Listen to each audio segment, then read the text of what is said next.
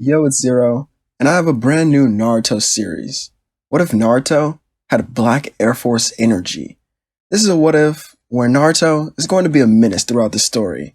I hope you all do enjoy the first part of this series. If this video does well, I'll be sure to make a part 2 as soon as I can. Before we start the video, make sure to subscribe to the channel if you are new and to like this video to show some support. Now, without any more wait at all, let's get started.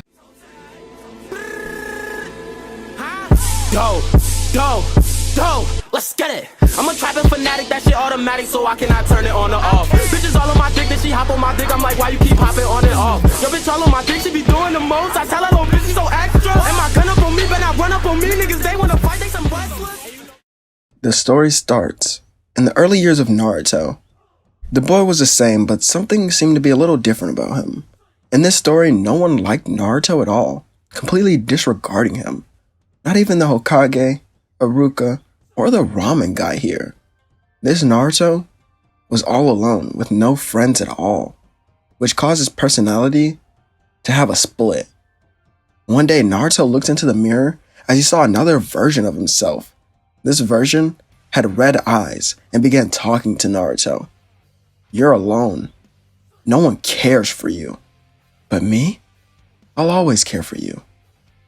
I'm your anger, your hatred, and I'm your deepest desires. Naruto talks with this other version of himself daily until one day he decides to give in, giving up his hope, and he listens to this other version of himself. After Naruto caves in, he begins training on his own, but nothing seems to work. This is where he gets an idea to go to the Hokage's office. The Hokage's office has scrolls within the facility. Naruto sneaks in there one night, and instead of taking the scrolls and alerting the village, he copies them down on blank scrolls and then takes these scrolls with him. Naruto goes to an area where nobody can see him as he starts his real training on this day. Over the years, he becomes more ruthless. His actions become more savage-like, and his regard for others, that diminishes. One night, on the night of the Uchiha clan massacre, Naruto goes to the clan compound and, with his newfound strength, begins killing some of the Uchihas who hated him before. The masked man would find Naruto after he warps into a household. He sees the boy, or the red-eyed boy, stabbing a man over and over before stomping on his head while smiling. Go to hell, you damn pigs! You couldn't even use my power if you wanted to. Naruto then notices the masked man and gains a smile from ear to ear. Who the hell are you? It doesn't matter anyway. Just stay out of my way. Naruto then jumps through the window into another house and begins killing that family ruthlessly. The masked person would watch as this happens while sitting in the living room. What a savage child you are. Do you have no shame, you beast? Naruto then turns his way, pointing a blade. What do you want? Oh, nothing. But I could grant you a little more power if you promise to help me in the future. Naruto looks at him with a sort of confusion. Go to hell. I don't owe anybody anything. Very cocky as well. Too bad. That power? Well, it's a power I could unlock within you to help you destroy even the Hokage. Naruto then raises an eyebrow at this statement as the boy's sinister smile would reappear. Oh, the power of my furry friend. That's what you're talking about. Naruto then gains a slit within the middle of his eyes as a fox glow that's orange starts to surround him. As he gains one tail, Naruto roars throughout the compound and then releases large elemental attacks that destroy multiple Uchiha homes. The masked man watches from a distance now, letting Naruto run rampant and do his job for him until Anbu members appear to stop him. Naruto then gets surrounded and Danzo walks from the shadows. What do we have here? The nine-tailed brat showing me why he really is a monster. Naruto then stands up on 2 legs instead of 4 and releases the power while wiping off some dirt. I've read about you, Danzo. Don't tell me you've come here to take the credit for my work. You want to be better than Hiruzen so bad, but as I see it, you both are ignorant ass old men who are complete trash. Naruto then weaves hand signs and slams his hands on the ground, causing a small earthquake in the area which masks his escape. As Naruto leaves the scene, he sees someone else, Itachi Uchiha, and he follows him and sees Itachi meet with the masked man who was talking with him before. He leaves them alone, but says he'll probably fight both of them later on in life, just to test his strength. Naruto goes home and then goes back to the Hokage office. He doesn't really have a home since Hiruzen doesn't give him money to buy an apartment or to pay rent, so he kind of just lives in the street. So he decides to sleep where he wants to, and today he wants to sleep in the Hokage's office. When Hiruzen comes into his office in the morning, he sees Naruto passed out on his desk with all the paperwork on the floor. "Naruto, what the hell are you doing here?" There was no response at all. Hiruzen, in his anger, tries to drag Naruto off of the desk, but as soon as his hand gets close, it's stopped by Naruto as the boy's eyes open immediately, and he punches the old Kage so hard that he flies into the back wall. He then yawns before speaking. "Oh, pretty damn clever of you to have Itachi kill his clan in exchange for Sasuke's safety. Oh man, I'm tired from last night. But what happens if Sasuke dies, and that deal is broken between the village and Itachi?" Naruto then jumps out of the window as he will fall to the street along with the glass. He then runs through the village, attacking people on his way to the Leaf's hospital. Within one of the rooms, Sasuke Uchiha sat there with a blank expression on his face, having woken up from the genjutsu. Suddenly, Naruto jumps through the window into his room. Sasuke was completely in shock, but Naruto made clones that held Sasuke down and covered his mouth, as well as some that went to block the door of the room. Naruto began beating up Sasuke, who couldn't defend himself at all. As he struck down at him, he began yelling, "You damn loser, Sasuke. Your brother kills your family and you sit here and mope? Really? I thought you were just the rookie of the year, the strongest, aren't you? You're just a sad sack of shit. I thought you were an Uchiha. Maybe I deserve that name more than you." Naruto punches Sasuke square in the face. By this time, a group of ninjas, along with the Hokage, burst into the room. Naruto then smiles, holding up Sasuke and putting a kunai to his throat. "Naruto, don't." "Or what, Hiruzen?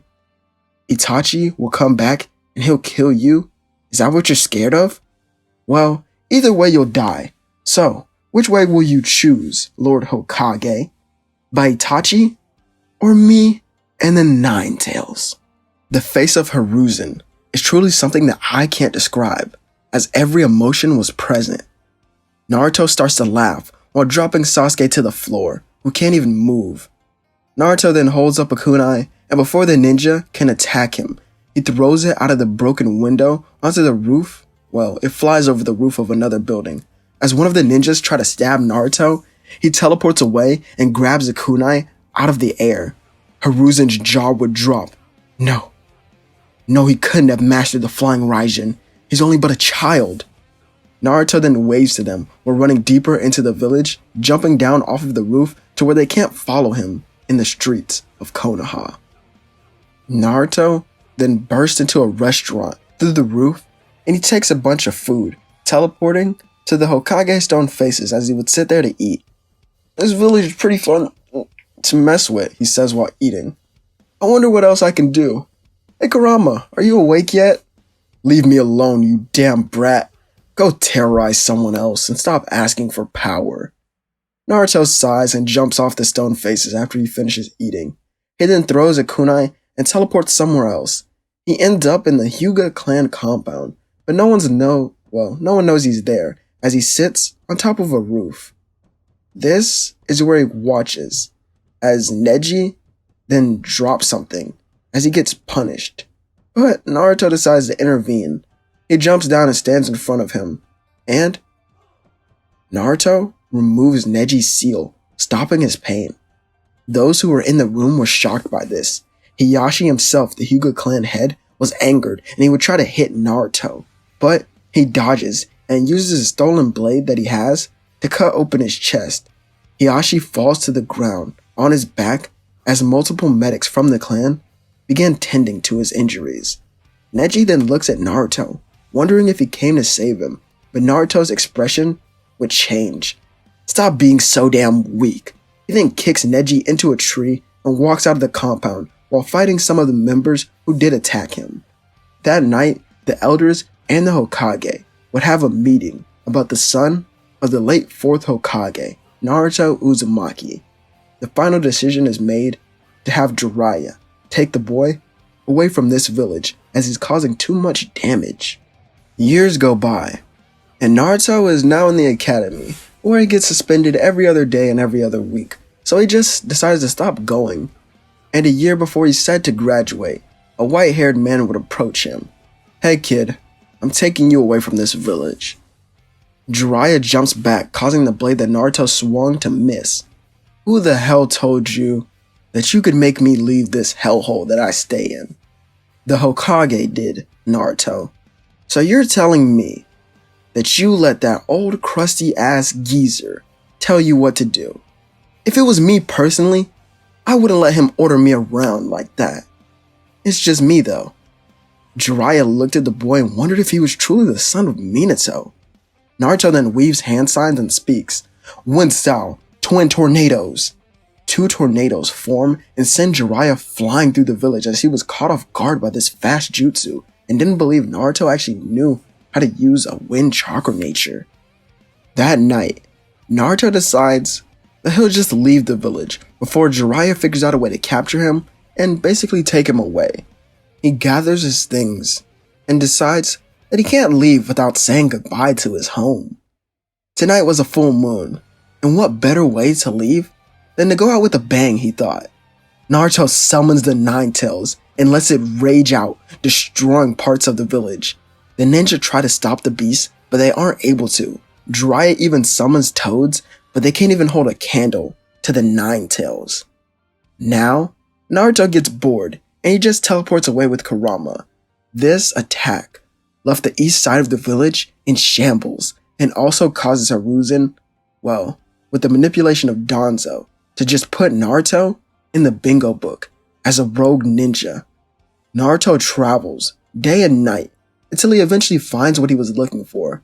He had heard rumors of this place and of this person, but he wants to go see it for himself, believing this is the type of person that he wants to kind of hang around for a while. He kills the guards to this place and walks in, finding a man who is standing within a lab room. Orochimaru turns around with a smile on his face. "Naruto Uzumaki, what a pleasure to finally meet you."